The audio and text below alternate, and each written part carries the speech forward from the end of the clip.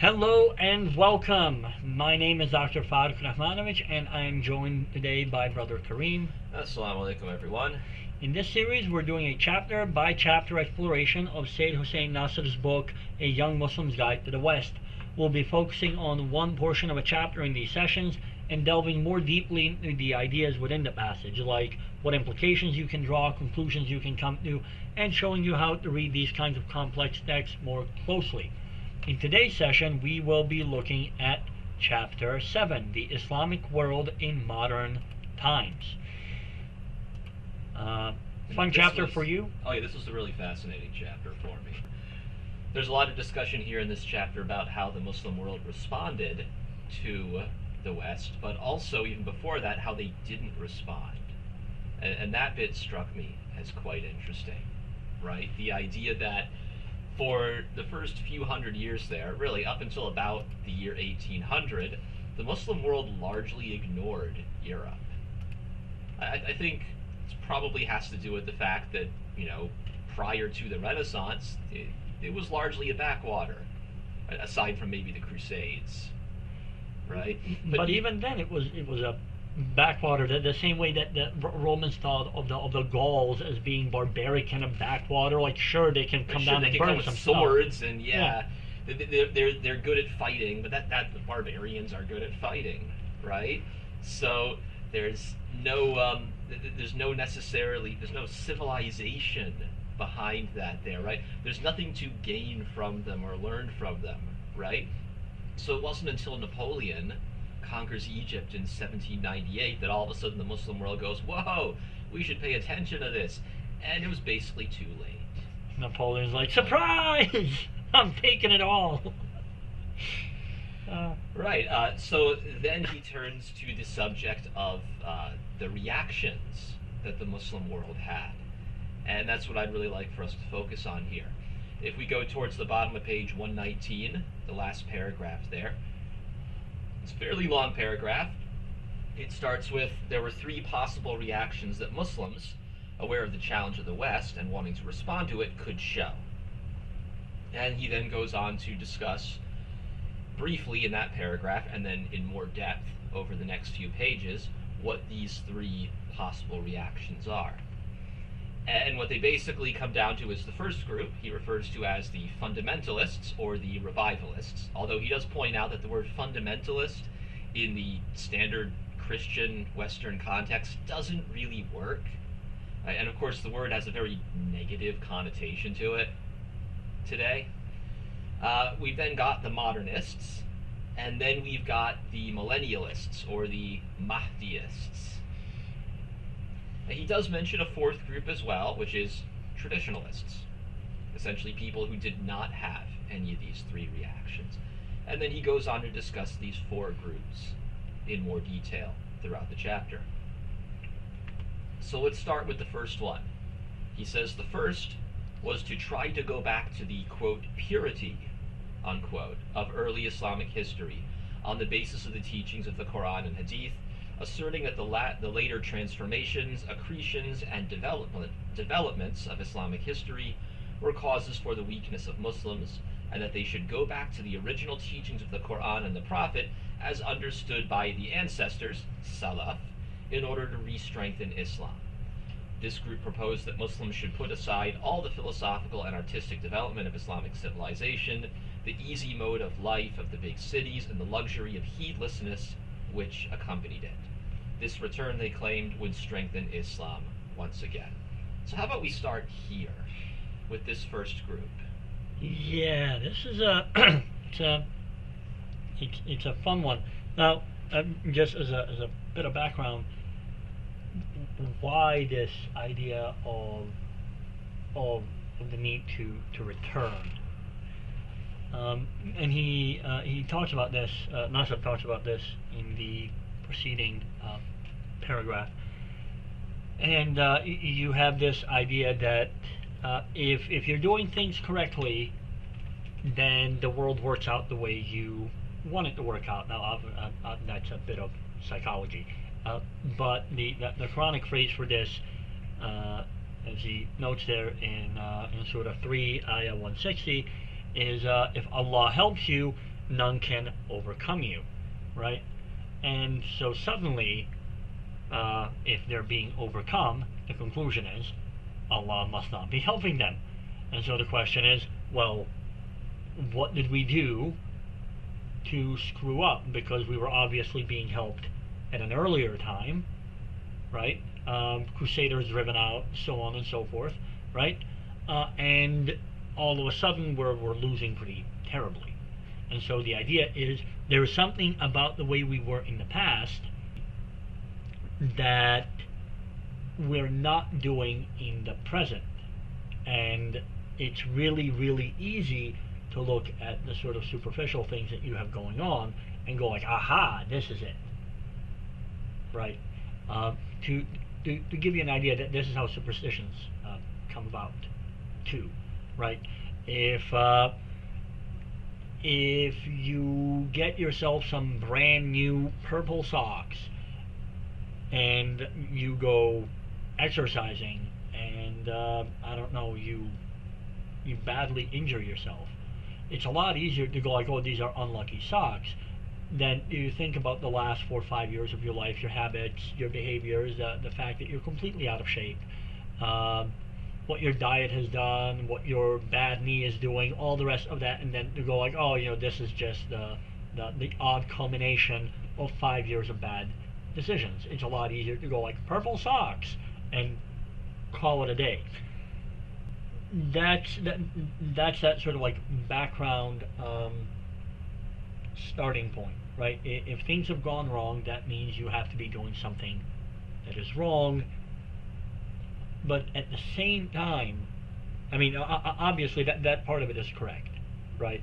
The Islamic world would, if they had maintained their intellectual, technological, and other versions of supremacy that they had going on when they drove out the Crusaders and they were the force of the world, they could not have been conquered by people that are inferior to them technologically and in all the relevant ways.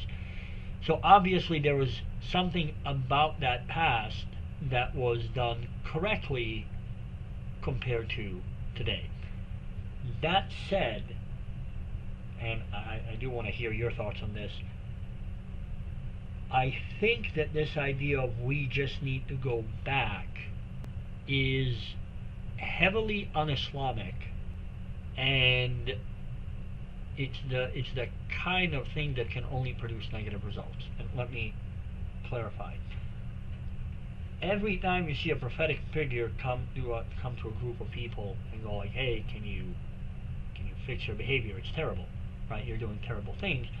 What's their response? Well, this is what our forefathers did.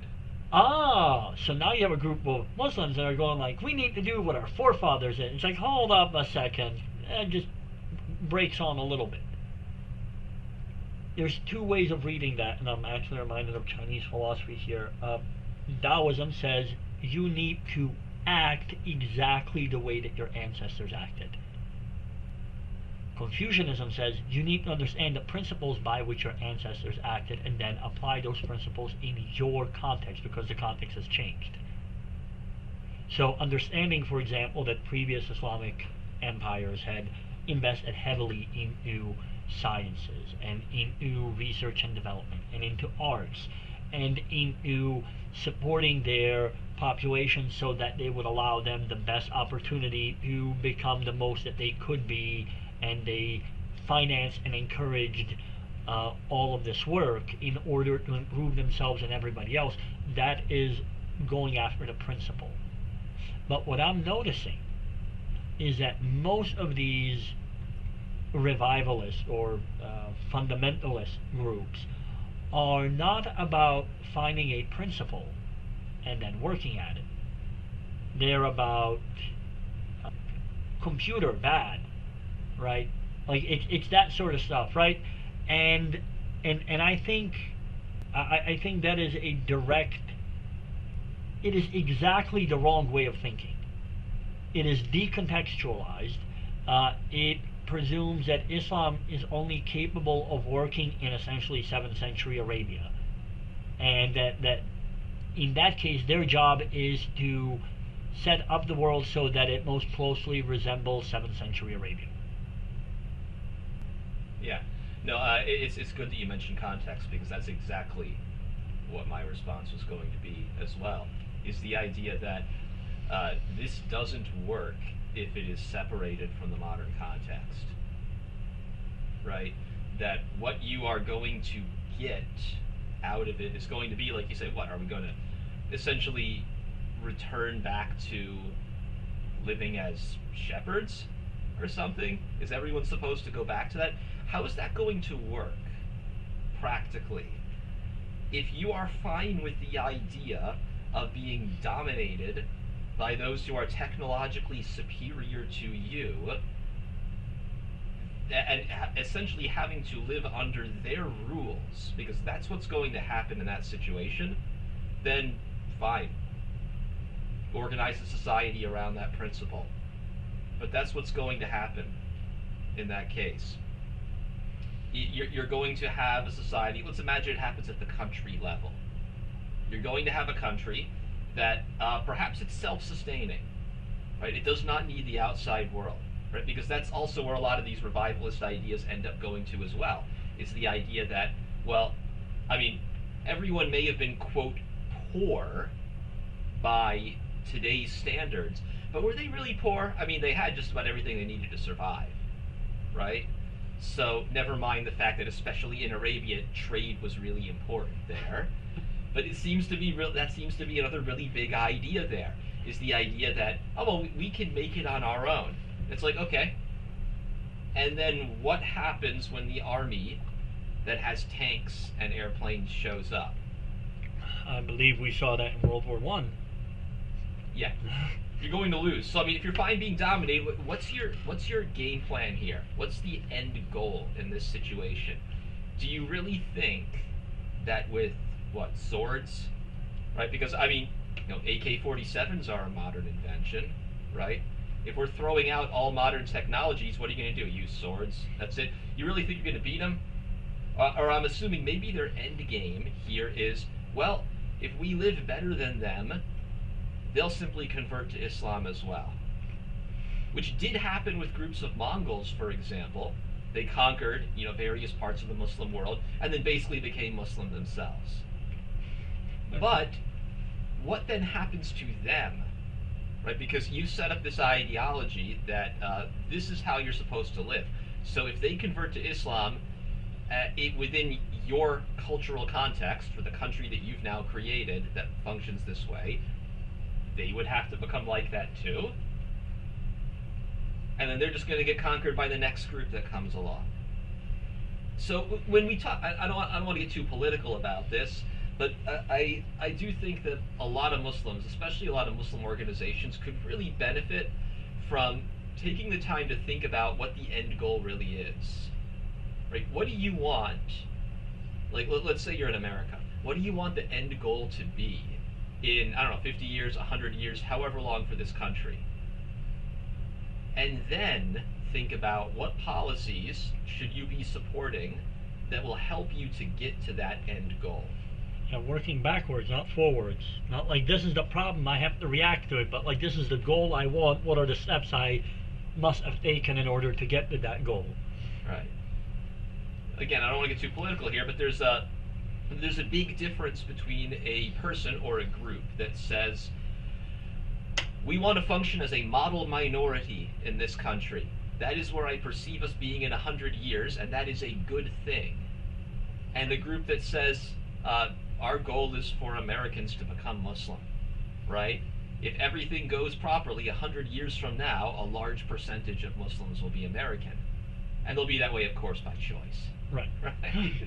But yeah, I mean, you can see just between those two people or those two groups there, they could reach very different conclusions about what they should be doing whenever a particular issue comes up. Yeah, that's it's an interesting sort of thing. I mean, the very idea of like, look, let's just get stuck in time somewhere. I mean, we have the Amish, the Mennonites, And they're curiosities in this country. That's mostly all that they are. Yeah, and I mean it's ultimately a dwindling population that's going to go the way of the dinosaur because it has to. Right? You may be okay being a shepherd. Will your kids be okay being shepherds? And historically, the answer is no. That's why so many nomads and such moved to the cities, right? There is some degree of attainable comfort and the ability to express what you are, right, intellectually and culturally and artistically and so on, that can't work if you are tending sheep, right? So people gravitate towards the sorts of things that will allow them to fulfill their potential. And I think that's, as far as I understand it, that's the Islamically correct thing to do. You have potential. You're supposed to use your potential. That's why there's a number of these stories, but the one that comes to mind is a guy who was in the masjid all day, every day, during the Khilafah of Umar. Yeah. And so Umar sees him and goes like, well, what do you do? And he was like, I just pray here all day. It's like, well, do you have a family? He's like, yeah, I have a wife and kids. Who takes care of them? So, my brother does trading, and I'm over here being Muslim. And he's like, well, your brother is better than you. Now get off your ass and go be a productive member of society. And that doesn't mean go make money. I mean, yes, amongst other things, that would be great. But it does mean that you have more potential than just sort of sit there and bang your head, on a sajda. Right? You are the sort of being that can make the lives of other people better. You can help people who need help. You can do all sorts of things, right? Every time you see a disaster in this country, you get the thoughts and prayers, and it's like, well, why don't you keep your thoughts and prayers and do some heavy lifting, because that's the part that we actually need help with. So far as I can tell, thoughts and prayers have not lifted a single rock. People getting off their ass have. And that doesn't mean that you don't do thoughts and prayers. It means that you can't be lazy about it. It's a sort of tying your camel principle. That you do everything that's in your power. Well, if you're just a shepherd, then you're definitely not doing everything that's in your power. Right, and this is not to say that being a shepherd is inherently bad or anything like that. Obviously, society needs people like that as well, but the point is, if you try to organize a society around that as a principle, that's where it really becomes a problem, because it is not going to function within the context of the modern world. And that actually leads to a sentence that I found really interesting that I'd like to emphasize within the paragraph. He says, this group proposed that Muslims should put aside all the philosophical and artistic development of Islamic civilization. And that part's concerning because it's then combined with, he makes the point later on, that they adopted all of Western technology. They were totally fine with adopting Western technology, but especially more recently, right? This original section here is actually talking about early 1800s, and the fundamentalists / revivalists today have basically grown out of this movement, and they now are totally fine with using Western technology and stuff, but they're throwing away all of the developments of Islamic civilization, presumably on the basis that it all falls within that category of stuff that didn't work, right? That, that's part of the reason why we failed.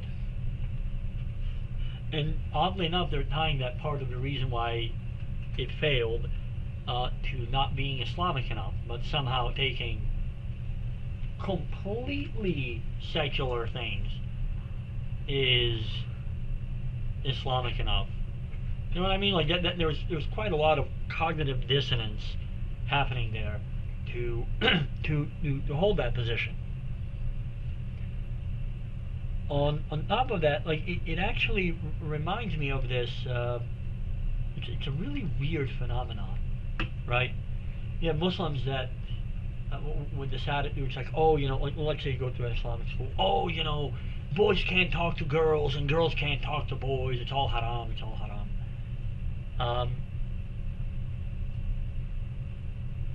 But when that same boy is dating Stacy or whatever, like, well, that just, and the girl says, hold up a second, right? Can't talk to women, but does have to go to school at a college where his professor is going to be female, where his classmates are going to be female, where you have to interact with these people, you have to get a job, you have to, like, it's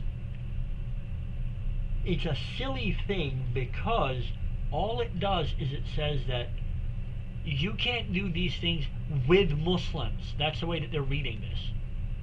If you're doing it with non-Muslims, well, that's fine. So the Islamic development of philosophy and art and civilization, that's all haram. But the Western development of those same things, oh, that's okay because they're non-Muslim. You see that the weird disconnect that's happening there? Sure.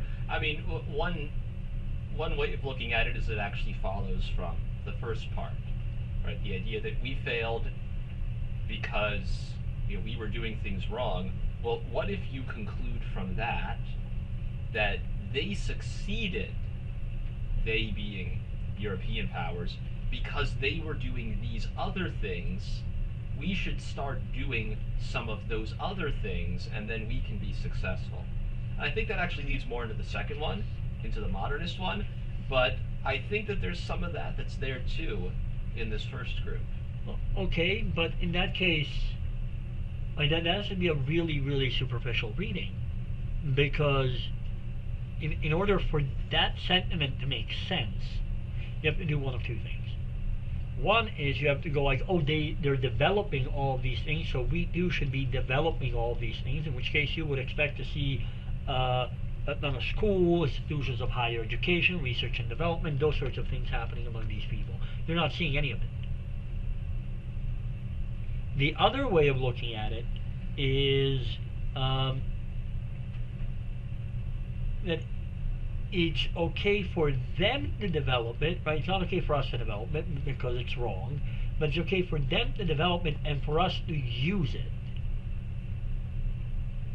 Which, I mean, there was a bunch of issues with that one. The main one being the only time you're going to get a hold of that technology is when they sell it to you after they have something better for themselves. Right? Like you can always only get the last generation tank, the one that they figured out how to blow up. Right?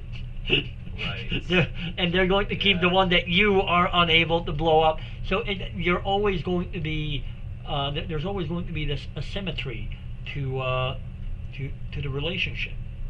You're always just going to be the person that buys the goods, never the person that produces the goods. So if what the West did is good, and we ought to imitate it, then we ought to imitate the entire thing. But we're not doing any of that. Instead, we're just purchasing their goods.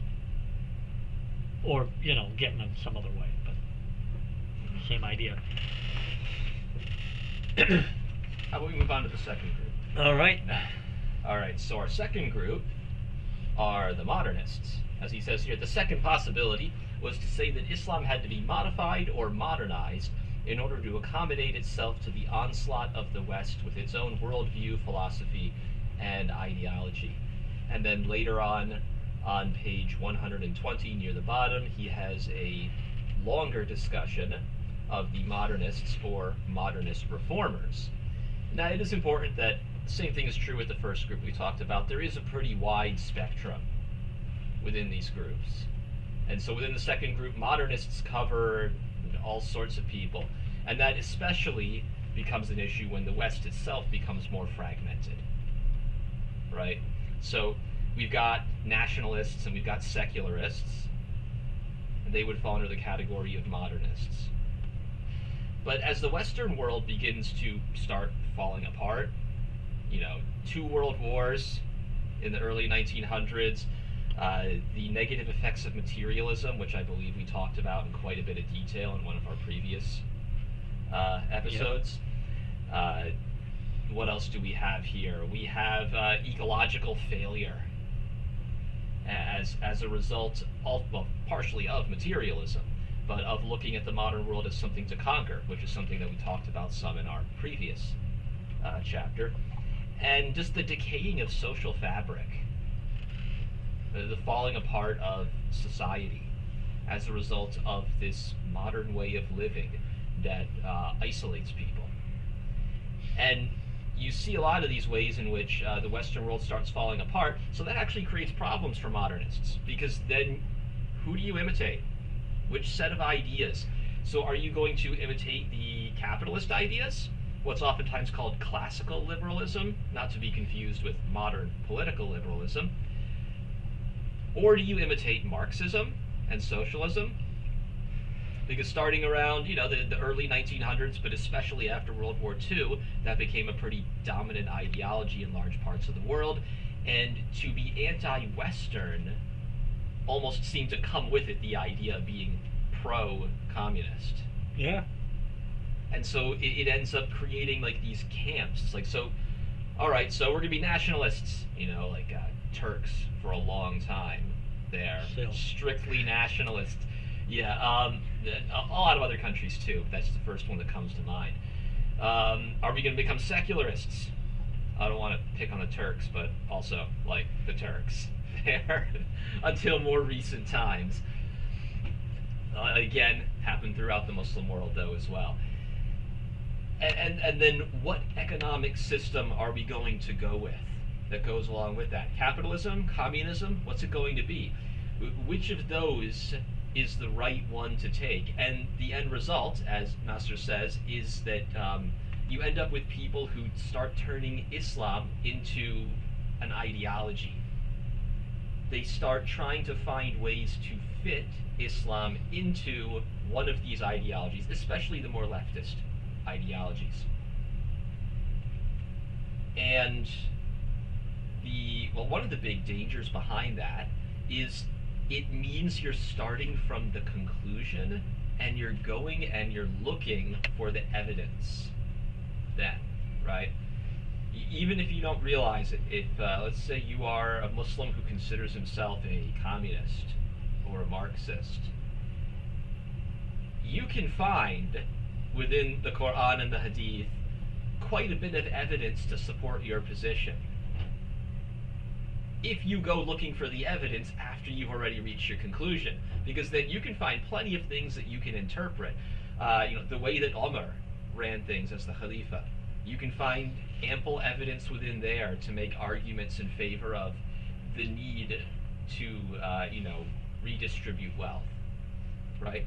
But on the other hand, if you come from a capitalist perspective, and that's your starting point, and then you say, I'm going to go and I'm going to look for the evidence in the Quran and Hadith that support that, you can find tons of evidence for that one too. I mean, the Prophet was a merchant before he became the Prophet.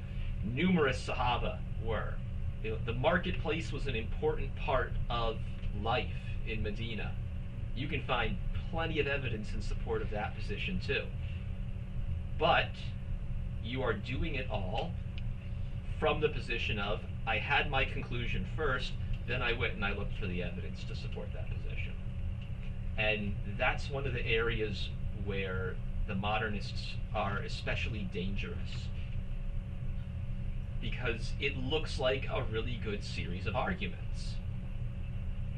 But the average Muslim probably doesn't know that there's a whole series of other arguments out there, that those people who went and looked for that probably don't understand the context behind what they're even talking about here, that they're not even really qualified.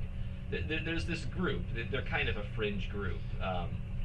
They're called MPV, Muslims for Progressive Values, and that's basically what they do. They're trying to get themselves in, right? Like they're good friends with the people at, I think it's like the Human Rights Campaign or something like that. And there was actually a controversy several years ago where they set up a booth at ISNA And the booth was under HRC, but MPV was really running it, and so they were distributing all this literature that was basically taking, Quran and Hadith and kind of twisting it in a way that made it seem like their ideas were the ones that were actually right. And it's really fascinating how they found all of these things, and they all happen to line up very neatly with the left in America and all the various positions that the left in America holds. And so that's where it becomes really dangerous. And of course, none of them are qualified.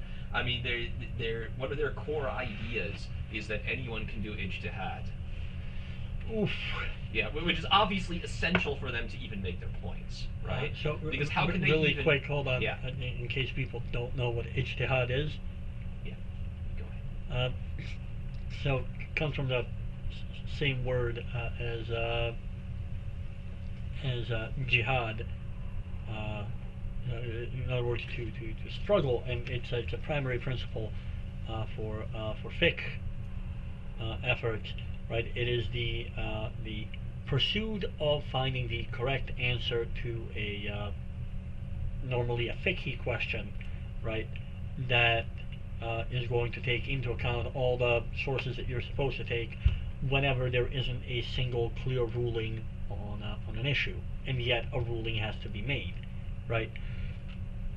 So the same qualifications that are there to be a jurist are there for being able to carry out ijtihad. And there is, I'm trying to think, I think the classical setup for this was you had to be a hafiz, you have memorized at least several thousand hadith of the sahih variety. Obviously your Arabic has to be You have to flawless. be an absolute master of Arabic, yeah. And a couple of other things to give you an idea. Imam Malik started on that path when he was 11, and he finished somewhere around the age of 21, and he was considered a marvel, and this is in Medina, right? So in that period, with all those scholars, and he studied essentially under everybody he could, and it's sort of an all-day, everyday kind of exercise. The fact that he did it in 10 years was considered insane. And in fact, he was so young, or rather the process took such a little bit of time, that in order to assure himself and everybody else that he knew what he was talking about, he was it one test in front of everybody, or was it like a number of tests with all those scholars that he worked with?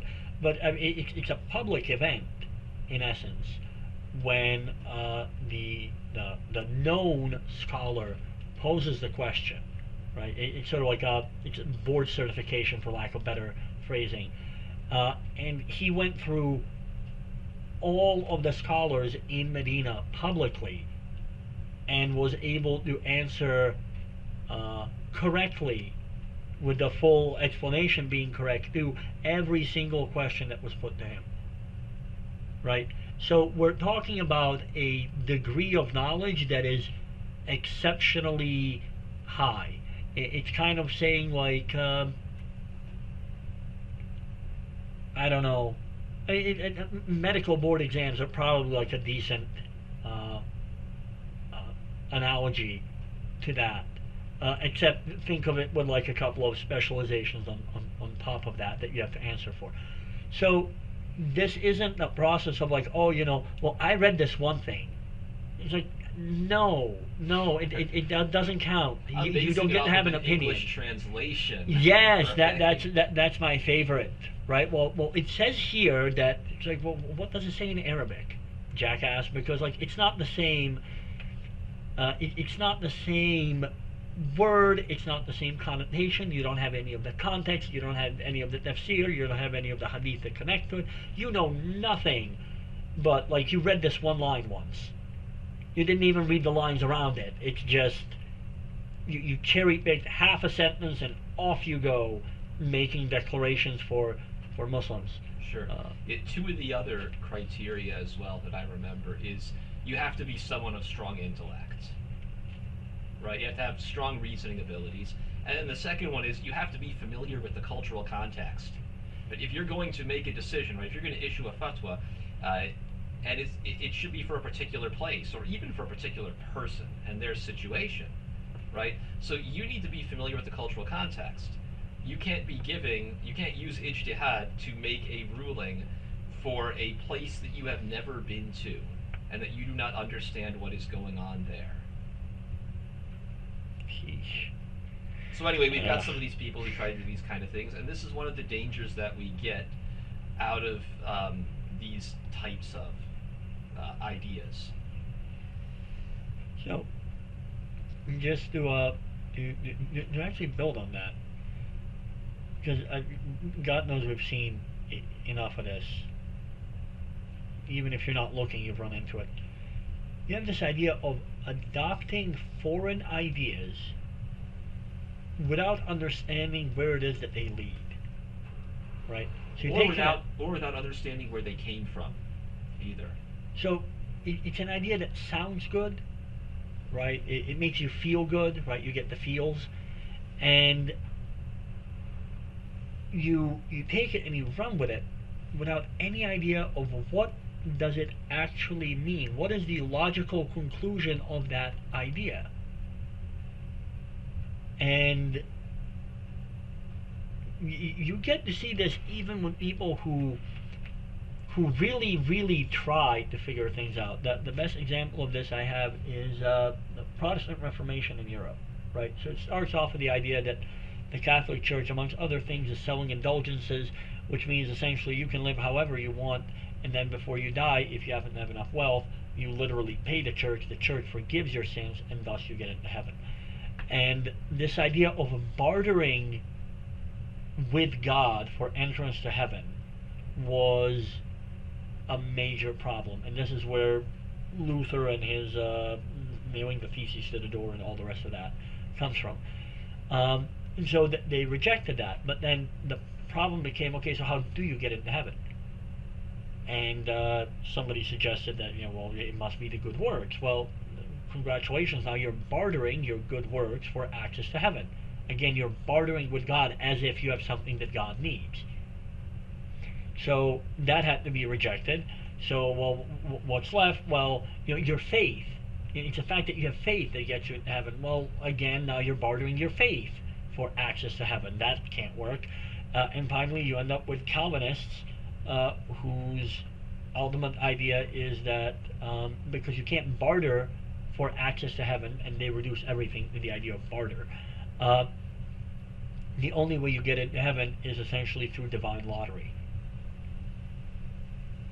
So your faith, your works, nothing you do is in any way relevant to you getting into heaven or not. Now, it started with a pretty good idea, right? Like, you should not be able to literally purchase your way out of sins and into heaven. But the way that they formulated that inherently meant that this is the logical chain that thing has to follow. Now, it didn't do that inside of a year. It took decades for that to meaningfully manifest itself. But that's where they ended up, because that is the only place you can possibly end up, right? It's like jumping out of a plane without a parachute. You're like, well, at least I'm not in the plane anymore. It's like, yeah, but gravity means that eventually you are going to hit the ground, right? If you haven't sort of thought the idea all the way out, right? You're like, well, I'm flying. Like, no, you're not. You're falling, right? You're not seeing it, but you are in fact plummeting to the earth. So I think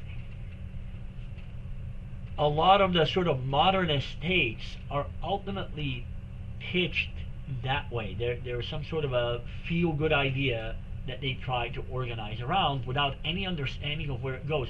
And even if you take the Islamic portion out of it entirely, right?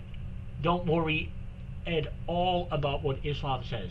Pure logic on that idea. Run it all the way out. Where does this thing take you? And quite often it takes you in the opposite direction of where you were trying to go, right? Ideas that sort of turn on themselves. That's the idea of being tolerant. We should all be tolerant of everybody, even the intolerant people. Yes, even the intolerant people. Well, if you're tolerant of the intolerant people, then the intolerant people get to overthrow you. And then their intolerance is the new rule of the land. Whoops. But if you are not tolerant towards the intolerant people, then you are no longer following the principle of tolerance. Exactly. So that means that your principle of tolerance is probably a pretty bad principle to begin with, because it eats itself. It's one of those, like, snake eating its own tail kind of things. That's what's going on. So it's really, really crucial, and I know we've been harping on this now for, 7 episodes. It's really crucial to think your ideas all the way through, or they become the sort of thing that will bring your world to a crashing halt sooner or later, and sooner rather than later is most of the times. And again, that's true whether we're talking about Islamic thought or any other kind of thought. Anything else about the modernists?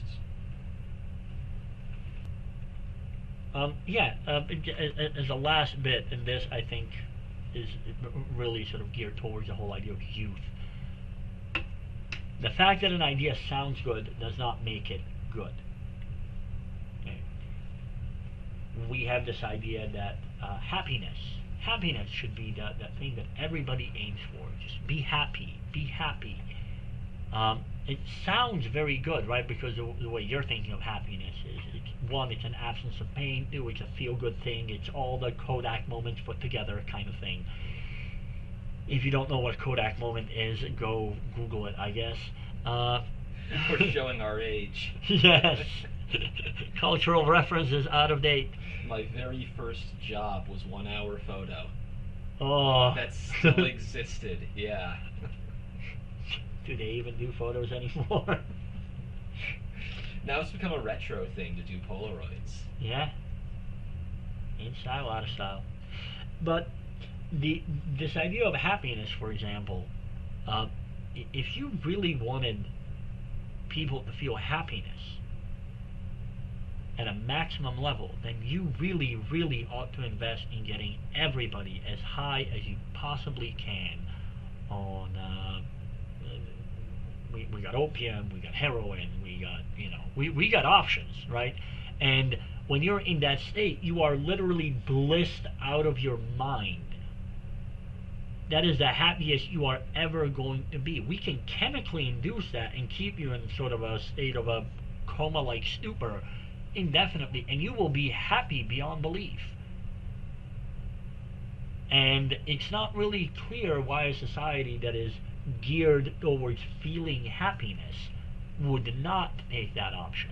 In fact, now with virtual reality, there's an entire thing that sort of developed. Like, if you could put somebody in like a full body suit with the appropriate headset and whatnot, and tubes to like keep them fed and clean and all the rest of that, and put them in a virtual state where they're going to feel bliss, would that be the wrong thing to do? And by the way, never unplug them, because unplugging somebody like that would mean causing them immense suffering, because reality is always going to suck in comparison. There's been a lot of sci-fi that's been related to that idea.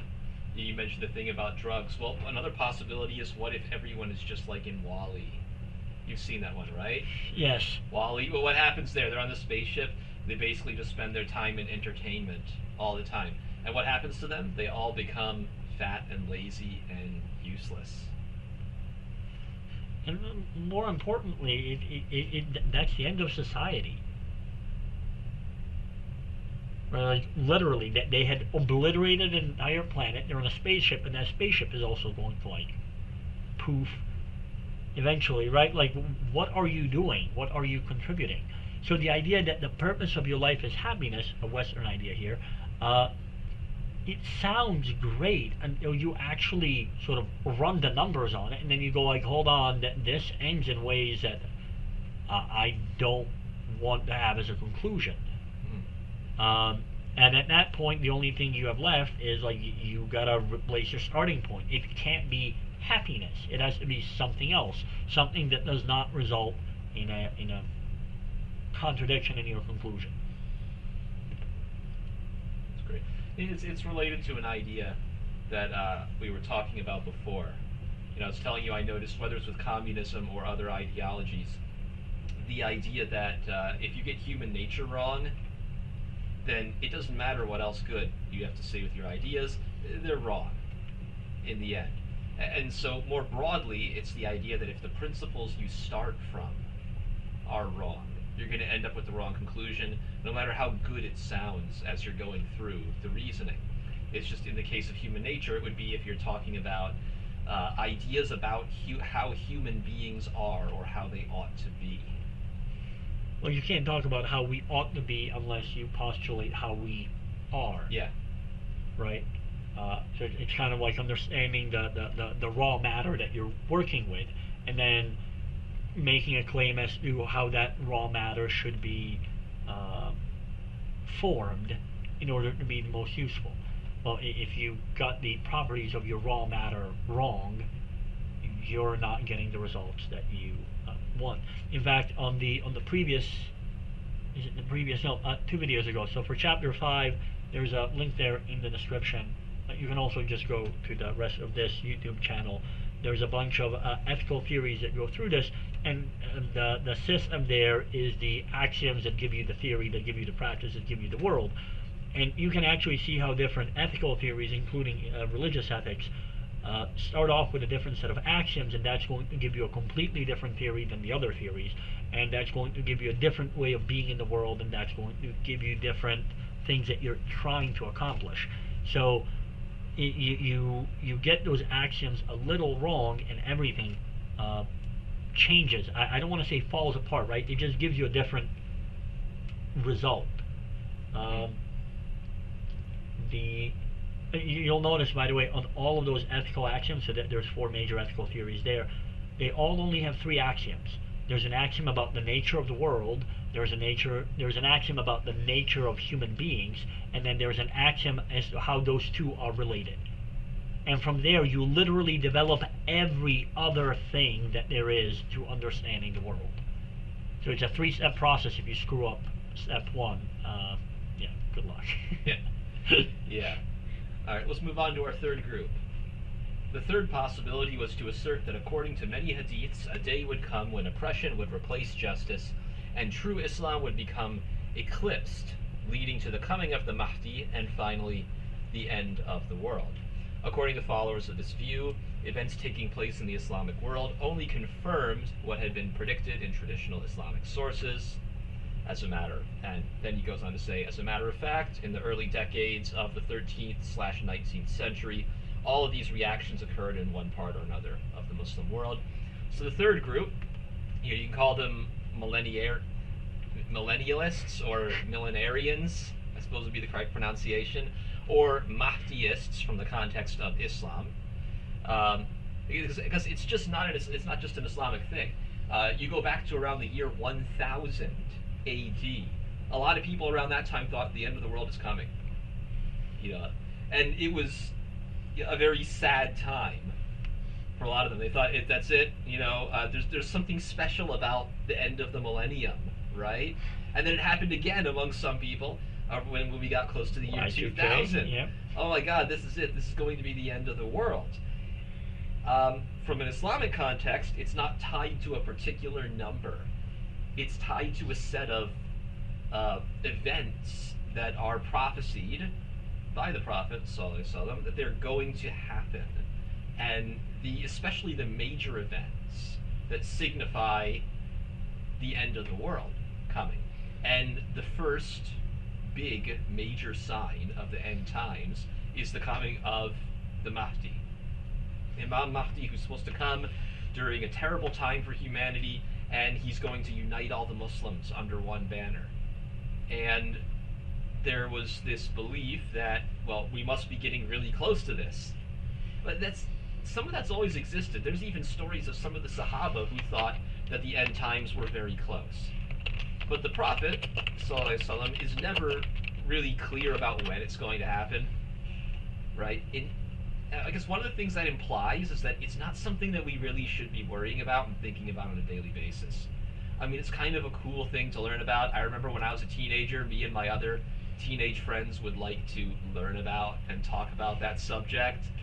You know, you're in some youth group or something with some dude who's in his 20s who's leading it, and that's like half of what we end up talking about because, you know, that's what we're all interested in. It's like, tell us about the Dajjal, right? When's Isa coming back? What's it going to be like? What's going to happen? It's kind of like you're watching Lord of the Rings, right? It's like, honestly. I mean, it's a great story, right? It really sparks your imagination. You can think about what's it going to be like at that time.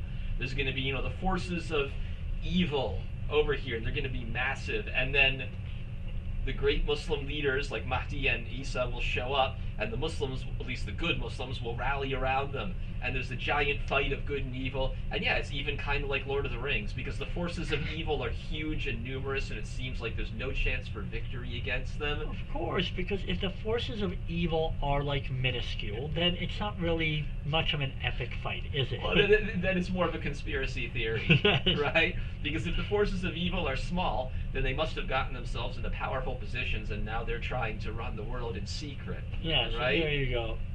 Right. But there's like every time I see this sort of hysteria that arises, you know, and when you read about it, because it certainly happened a lot. You know, it's just, oh, it's going to be the end times, and I'm actually reminded. This is New Testament. It's Matthew 24:6. And it's a line that, like, it's so good, it just sort of stuck in my head, no matter what you think of the Bible. But it's such a great line. It says, "And ye shall hear of wars and rumors of wars. See that ye be not troubled, for all these things must come to pass, but the end is not yet." Right?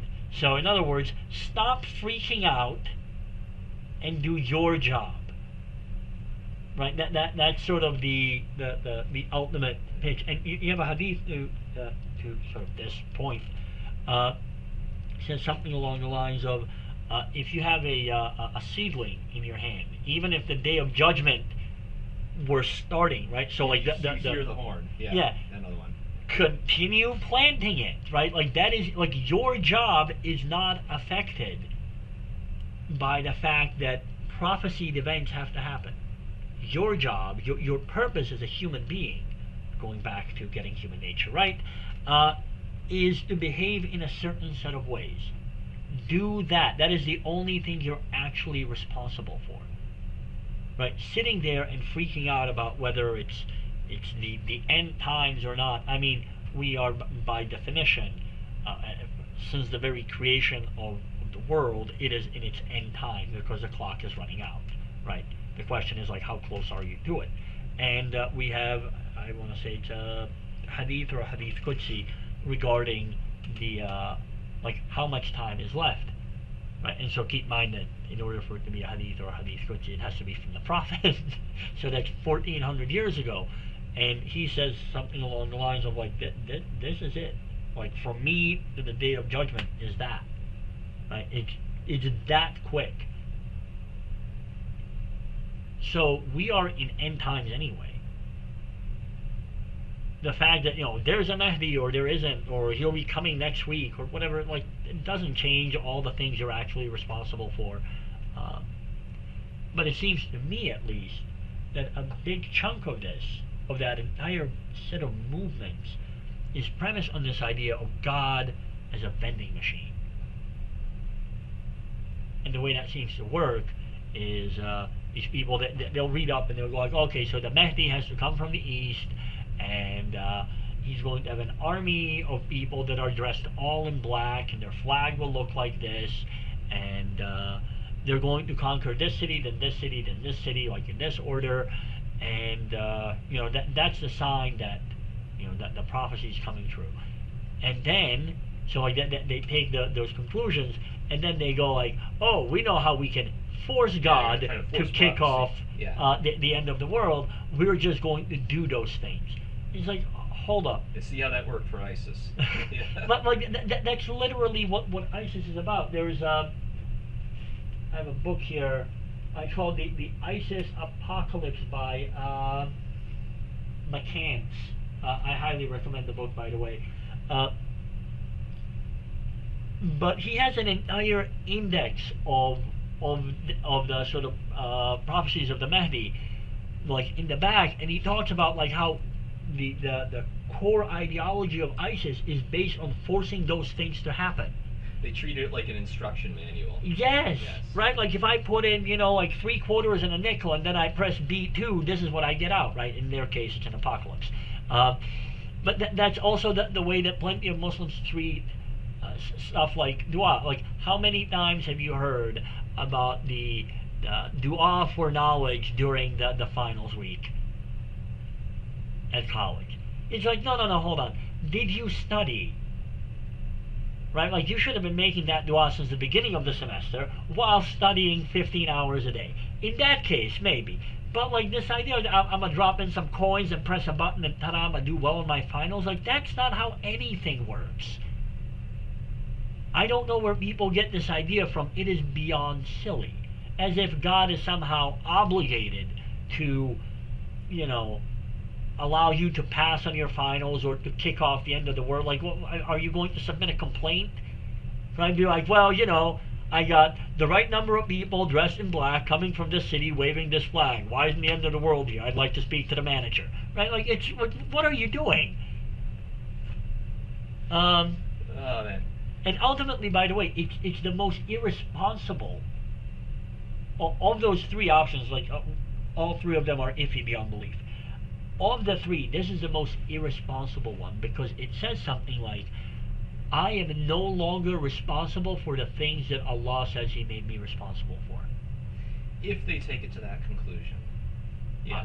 But one of the things that Nasr I've not seen says, anybody not do it. Yeah, well, one of the things that Nasr says is that these people actually led. So hang on a second. Let's go to page bottom of page 121, where he says the 3rd group mentioned above. Yes. That is those who had expectations of eschatological events. There's that word again. Also found adherence to the Islamic world with the appearance of a number of figures. And then he talks into how Baha'ism came about as this, I believe it was in Iran. Yes.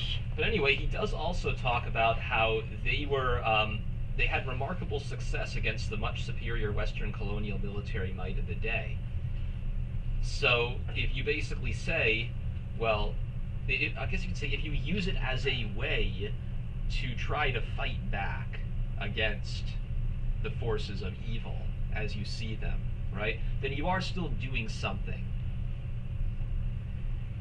Just not the things you're supposed to be doing. Well, some people do have to fight. Yes, right? Some people. Yeah. But all the people have to behave properly, not abuse others. Education is still at a premium.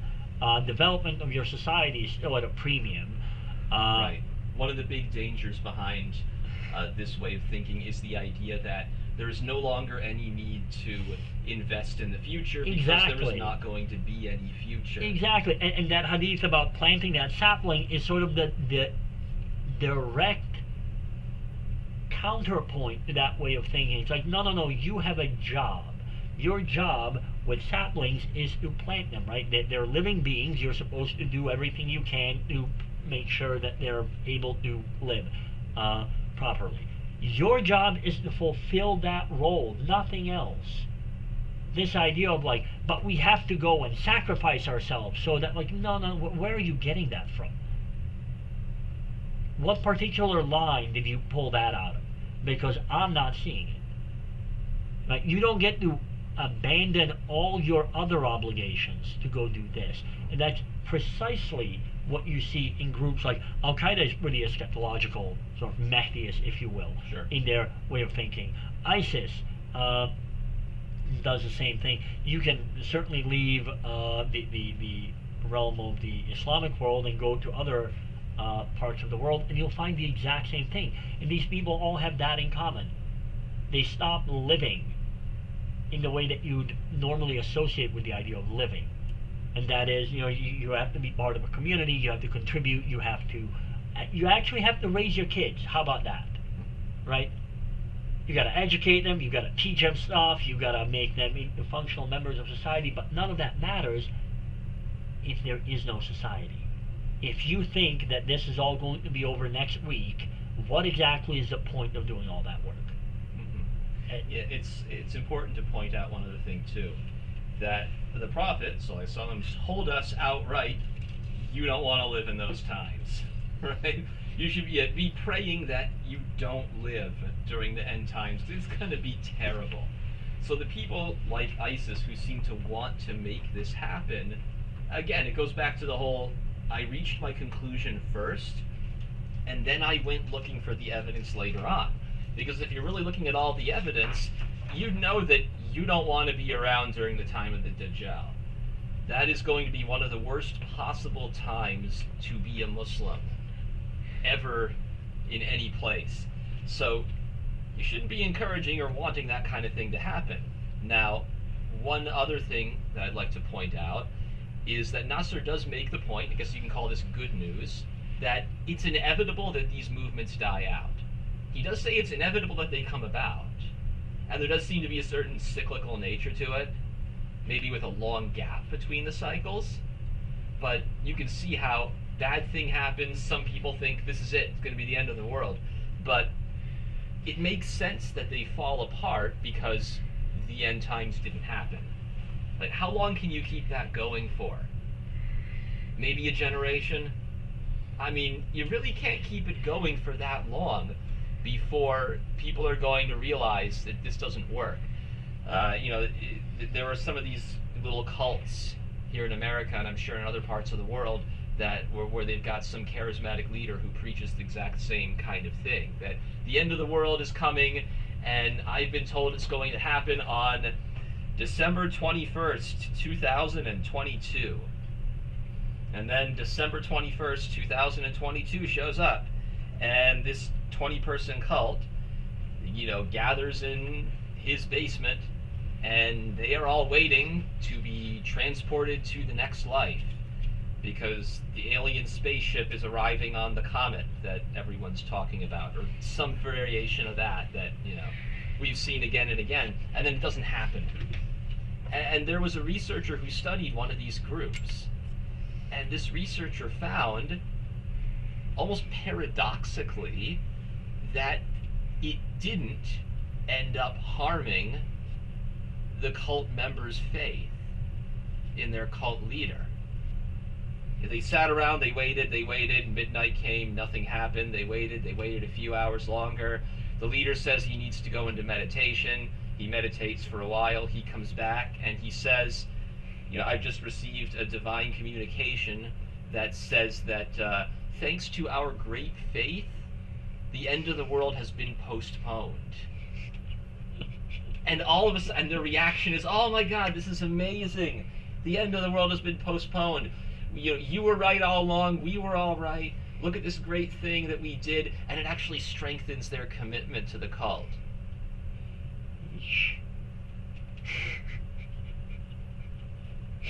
But at the same time, I don't have the words for this.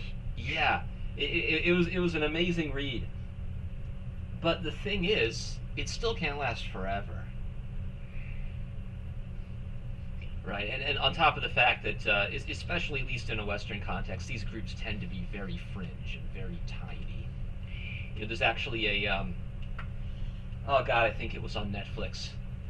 There was actually kind of a dramatic documentary kind of thing. It was basically dramatizing the events that happened at the Branch Davidian compound in Waco. And it was really fascinating because the guy who plays David Koresh is an absolutely outstanding actor. He did a pretty amazing job. And the guy who plays the FBI negotiator was really good as well. And the FBI negotiator wrote a book on it afterwards, and he consulted for this docudrama, and so did one of the few survivors of the Branch Davidian cults. one of the few people who actually made it out alive and was a significant member within the group, and is also played as a character in the show. And yeah, it's really fascinating the way that this guy gains and holds control over his followers, and just the whole way that everything went down. Because they believed that they were getting near the end of times. He had some idea of like 7 seals. And he believed that, he argued that based on his interpretation of the Bible and modern events, that something like 3 of them, or 4, had already happened, and that he was responsible for unlocking the next one in the chain, right? That they were getting closer to the end times there. And he had some interpretation of the Bible that was convincing to a significant number of people, and they lived like this. Anyway, that's one of the things that can happen as a result of this millenarian or Mahdiist set of ideas, is it can lead to cultish tendencies. It can lead to entire extraordinarily dangerous groups like ISIS coming about, who think they've got it all figured out. But at the same time, it does tend to be fringe, and it tends to die out, only then to come back again when the next big crisis occurs. So, in thinking about all this, it occurred to me that these Mahdeists are the most irresponsible of the groups. I think you said that already. Go ahead. With no sense of responsibility for the state of events in the world. So your society gets steamrolled by the French, by the British, by whoever, right? And in response, you don't go like, "Hey, we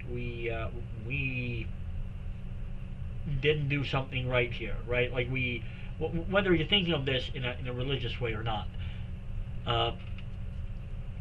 Like we could have done, should have done something differently in order to avoid this outcome. Right. No. You go like, no, this is prophesied. It's predestined. It couldn't have happened any other way. In other words, what you're saying is, we are perfect. You're also saying that we are pawns. Yes. So we had no control over these events, and that also implies that we will not have any control over future events. So it's really like there is no way of fixing a society with that, because your starting point is to say something like, there is no fixing it, right? There's only one way in which things can be. That is the way that it is. The end. Imagine if I do realize that it may not be the best analogy, but Lord of the Rings starts and they're like, Sauron is waking in the east. Oh well, there's nothing to be done. The end. Roll credits. Right? Like, it's a cowardly way out. It is a no responsibility for the state of the world way of looking at the world. And you can't find me a single Sahaba, never mind a prophetic figure, who had that way of thinking. Like, I'd rather a person be dead wrong and make an effort than a person who just sort of sits there and goes like, eh. It's all supposed to just fall from the sky. That fatalism is crazy corrosive of society. We're at an hour. Okay. I was going to ask if you wanted to move on to talking about traditionalists as well, but like I said, you were at an hour already, so well, we've said a lot at this point. Maybe we can just throw in a tiny bit about traditionalists. So the idea of traditionalists then would be something like... Yeah, well, let's go to page 122. 122, which... So, yeah. Oh, I don't have this part highlighted. All right, here we go. Right, so let's head over to page 122, because we have these 3 reactions. And I do like how he uses the word reaction to refer to them. We've discussed that topic quite a bit. He says here, in addition to these three reactions, which have been studied avidly by many scholars in both the Western and Islamic worlds, one must also remember that traditional Islam, both on the level of the Sharia and within the Sufi orders, also continued during this time, and in fact, there were renovations and renewals of life of a purely traditional character, which are of great importance. And then he goes on to explain some of the orders that started to spring up in places such as North Africa, and some of the things that they did. He does mention, for example, one order which was responsible for the spread, responsible for the Islamization of that area, referring to Western Africa, in the 13th and early 14th Islamic centuries. Great military figures which became folk heroes for Muslims in the resistance against Western domination. That there are Sufi orders which represented the revival of these orders, which became the pole around which resistance against European domination took place. So, I don't know, it's kind of vague to just talk about traditionalists, but I think he's basically trying to cover the mainstream here, right? It's like, okay, we got the revivalists, we've got the modernists, we've got the fatalists. Let's just call them fatalists from now on. But then we've got everyone else who actually is trying to do something. And they're trying to do it still within the context of traditional Islam. And he wants to make sure that we talk about these people too. So I think that's the, in all the hubbub of some very loud voices that are present, right? Whether it's the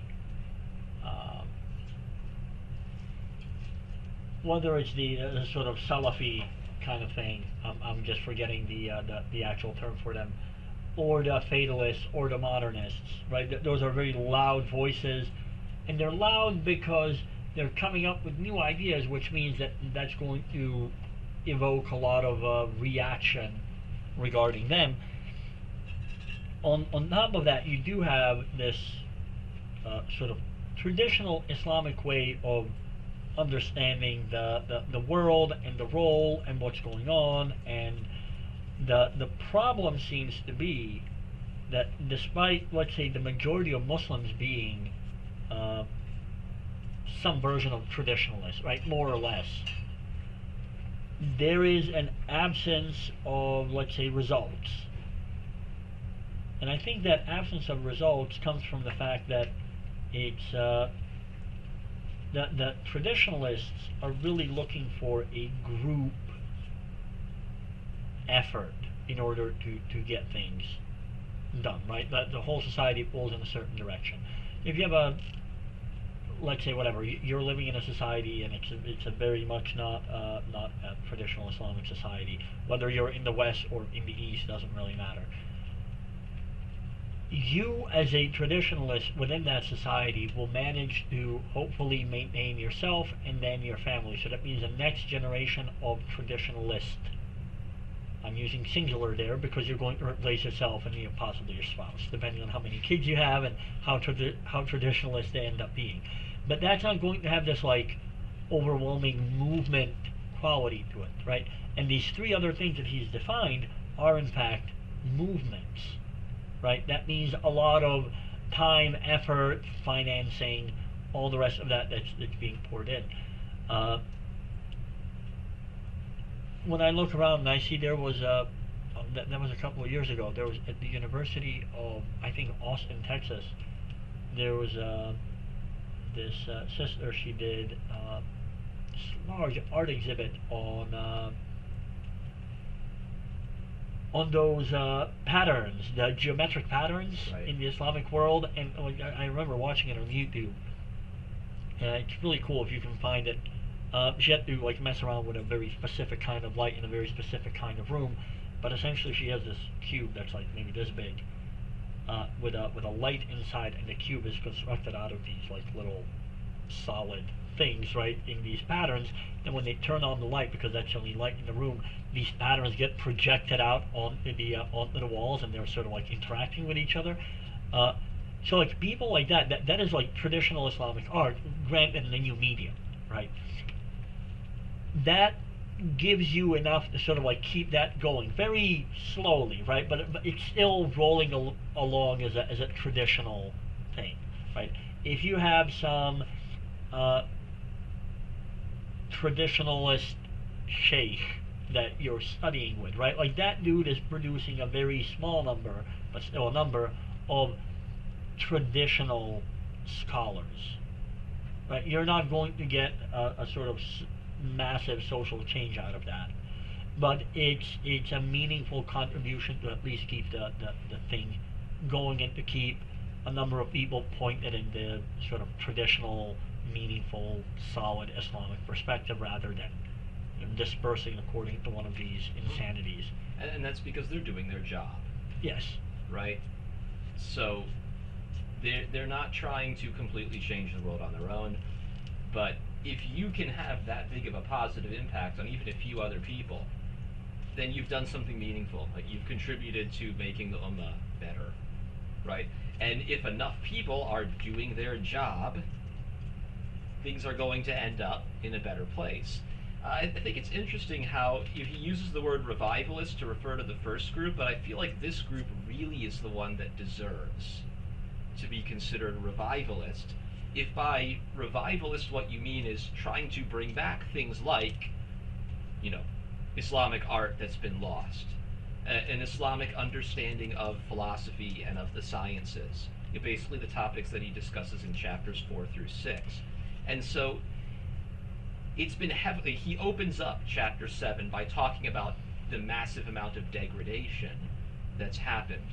In fact, let me go there and just quote that line really quickly here.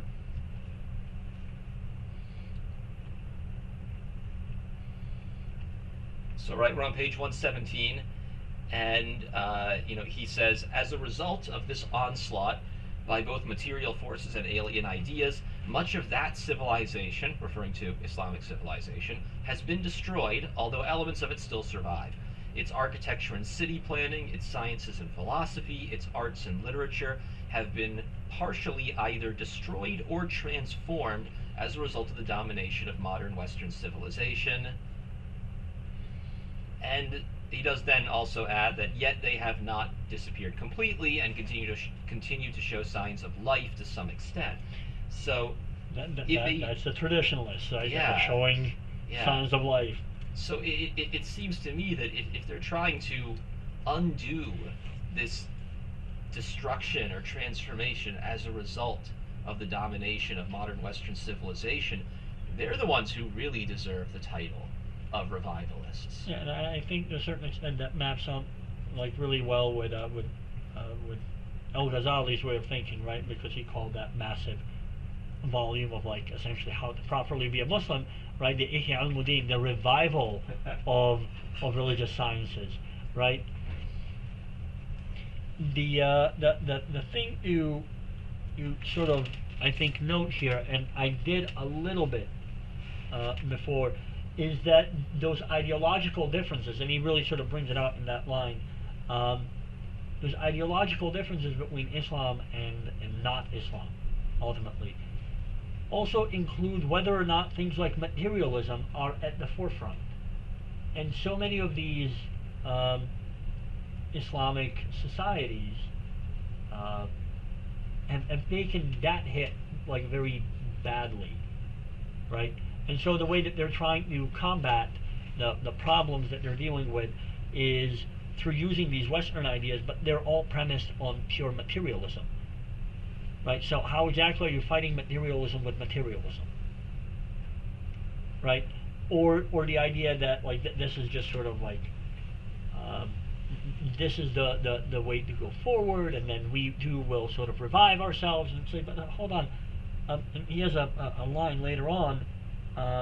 Talks about the sort of the destruction of the Islamic aesthetic, right? The traditional Islamic aesthetic. And that's because you can't replicate the Islamic aesthetic through a modernized secular materialist system, right?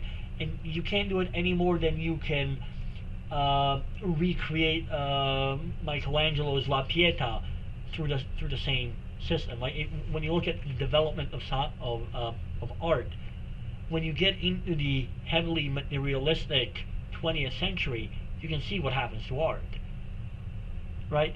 It's not producing those sorts of moments of reflection that art used to embody. So if traditional Islamic society and the cities and the arts and everything else had this sort of reflective quality to it, then you can't get it by just adopting a bunch of things that are at their core axiomatically opposed to the Islamic view of the world. You are always going to end up with something that at best is sort of a caricature of the thing that it's supposed to be, right? It's going to be people that dress up like 7th century Arabs, but then get in their Mercedes, right? Like, no, it's one or the other, right? You can't talk about the evils of the West on your podcast or over a Zoom meeting while using technology that is exclusively developed in the West based on the setup of those societies. So it's just lack of a meaningful answer. I think that happens out of just getting smacked really, really hard by the West. Right? That was the colonial experience, losing very badly, and that shifted us into thinking of the battleground as one that has to be premised on materialism. Because how else are you going to understand the world? Well, how did you understand it for like 1,300 years prior to that? Right? It's not exactly a new concept. It's a very traditional concept. So I don't think we're educated enough to like really get into the weeds of this, and so people end up with lots of very funny ideas. All right, so thank you all for listening. This is the end of chapter 7 and of part 1 of the book. Part 2, starting with next lecture, is going to be the nature of the modern world, and hopefully we're going to have some fun with that. If you have questions or comments, leave it in the comments or feel free to email us. Otherwise, we'll see you all next time. Bye.